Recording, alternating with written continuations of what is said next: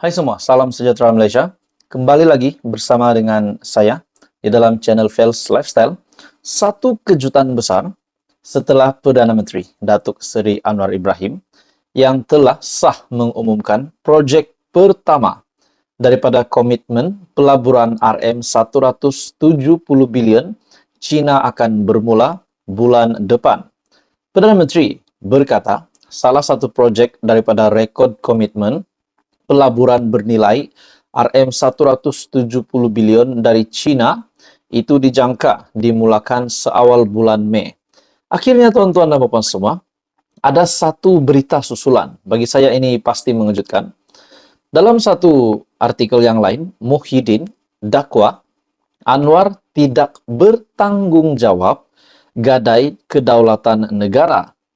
Pengerusi Perikatan Nasional PN, Tan Sri Muhyiddin Yassin, menyifatkan kenyataan Datuk Seri Anwar Ibrahim berhubung tuntutan bertindih China di Laut Cina Selatan sebagai tidak bertanggung jawab selain menggadai maruah serta kedaulatan negara.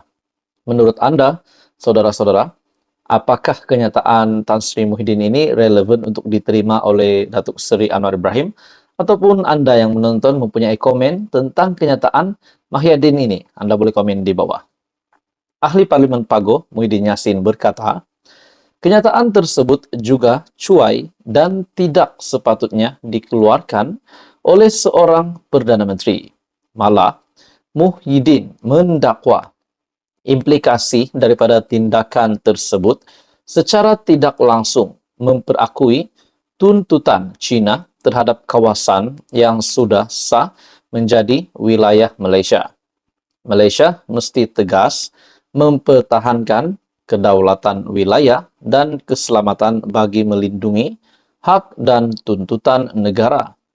Kenyataan Perdana Menteri tentang keterbukaan Malaysia untuk berunding ke atas hak wilayahnya telah mengundang risiko ancaman kedaulatan negara.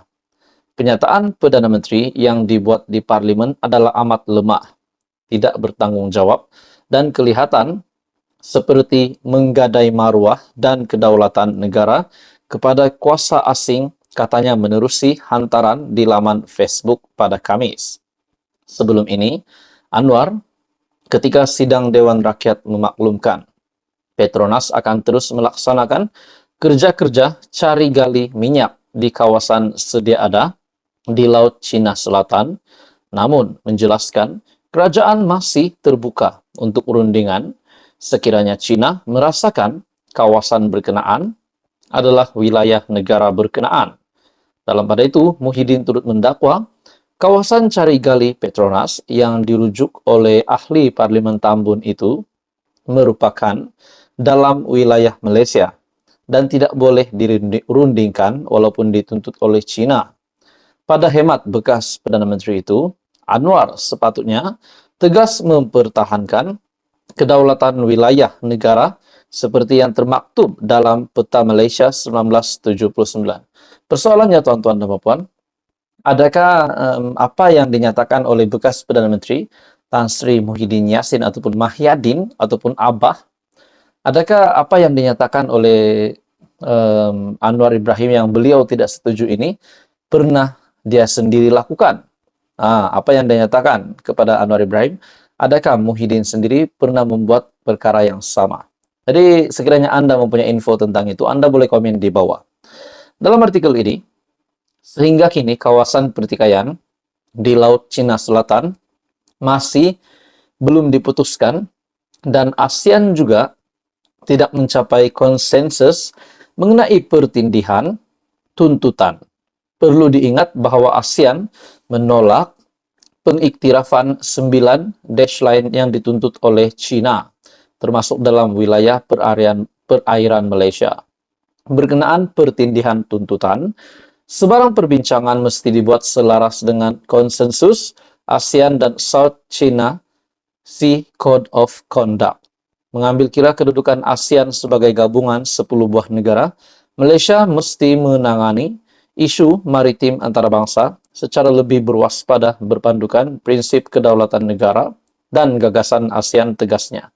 Jadi menurut Anda, apa komen Anda setelah Muhyiddin mendakwa Anwar tidak bertanggung jawab gadai kedaulatan negara? Teruskan bersama di dalam channel ini. Jangan lupa tekan butang like, share, dan subscribe.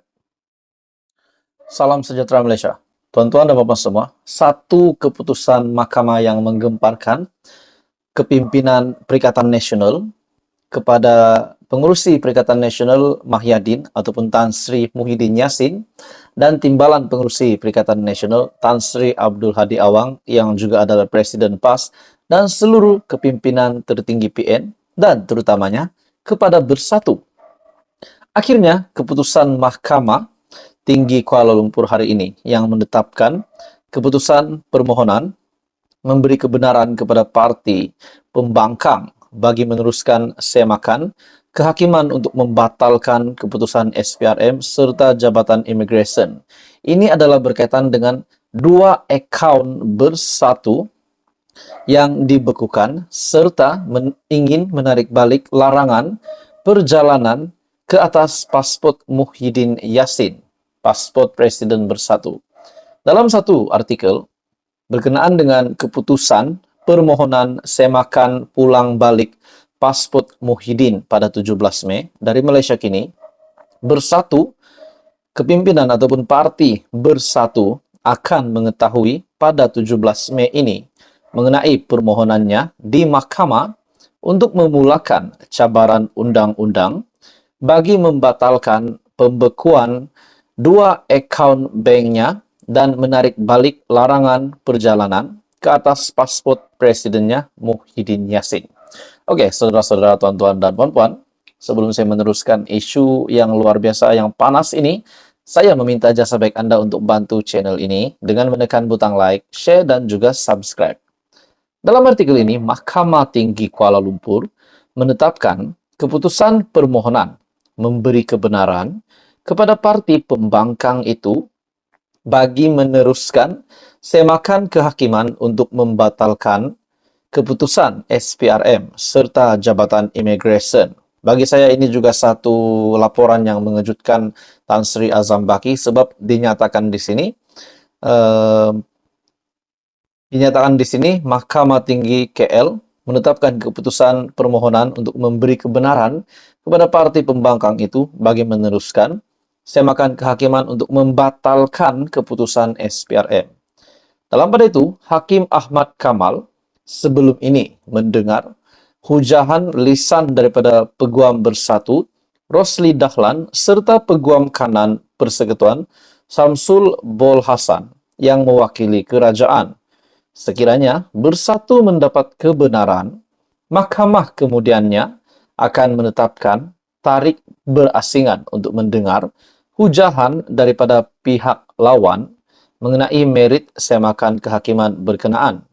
Sebelum ini pada 8 Mac, Bersatu memfailkan tindakan undang-undang untuk mencabar keputusan SPRM, membekukan kedua akaun banknya serta keputusan pihak Imigresen menyenarai hitamkan bekas Perdana Menteri Muhyiddin. Bersatu yang juga parti gabungan dalam Perikatan Nasional mencabar keputusan SPRM untuk membekukan satu akaun di CIMB Islamic Bank Berhad dan satu lagi di M-Bank Berhad. Parti pembangkang itu juga berusaha untuk membatalkan keputusan Jabatan Imigresen yang mengenakan larangan perjalanan ke atas Muhyiddin. Menurut salinan afidavit menyokong semakan kehakiman, Setiausaha Eksekutif Bersatu Muhammad Suhaimi Yahya berhujah bahawa pembekuan akaun itu sebahagian konspirasi jahat kerajaan perpaduan yang dipimpin oleh Perdana Menteri Anwar Ibrahim dan timbalannya Ahmad Zahid Hamidi. Suhaimi mendakwa perkara ini ditunjukkan Anwar pada minggu pertamanya sebagai Perdana Menteri, apabila dia mengeluarkan kenyataan bahawa pentadbiran terdahulu di bawah Muhyiddin telah menyalahgunakan RM600 bilion dalam pakej rangsangan ekonomi. Jadi bagi saya ini satu kejutan besar kepada politik Malaysia.